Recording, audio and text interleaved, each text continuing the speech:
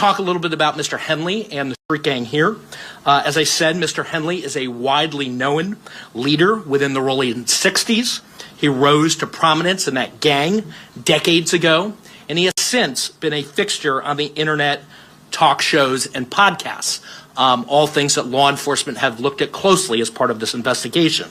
He has maintained the image of an entertainment industry entrepreneur running a music label, and of somebody who gives back to the community here in Los Angeles, funding a South LA-based charity, developing options, which purports to help at youth risk escape gang life and escape the perils of gangs in high crime areas.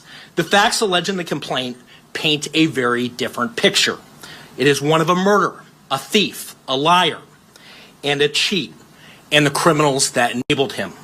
For example, Mr. Henley engaged in a murder of a musician signed to his label in 2021 and dumped the victim's body in Las Vegas off of the I-15 freeway. He then attempted to evade and obstruct the investigation into the murder, including ordering witnesses not to speak with law enforcement. Henley's criminal enterprise also engaged in other crimes, including transporting prostitutes across state lines, extorting strip clubs, marijuana dispensaries, and other businesses, and fraudulently applying for COVID loans in the form of a business relief loan. On that application, Mr. Henley falsely stated that his music label, Unique Music, operated at a $200,000 profit in 2019 and was entitled to government assistance, despite the reality that the company had operated at a loss and was ineligible for such relief. Finally, Mr. Henley is accused of embezzling donations made by celebrities, professional athletes, and businesses to his charity, Developing Options, which, as I said, purports to give South LA at-risk youth alternatives to gang violence, drugs, and other criminal activity. Henley used this charity as a front.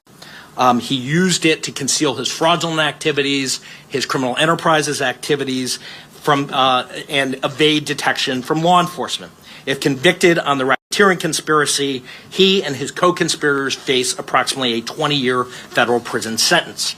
I want to thank our federal law enforcement partners, our state law enforcement partners who brought about the result here today. The Los Angeles Metropolitan Gang Task Force from the FBI. It's comprised of FBI agents, LAPD officers, IRS criminal investigation, the U.S. Department of Justice Inspector General's Office,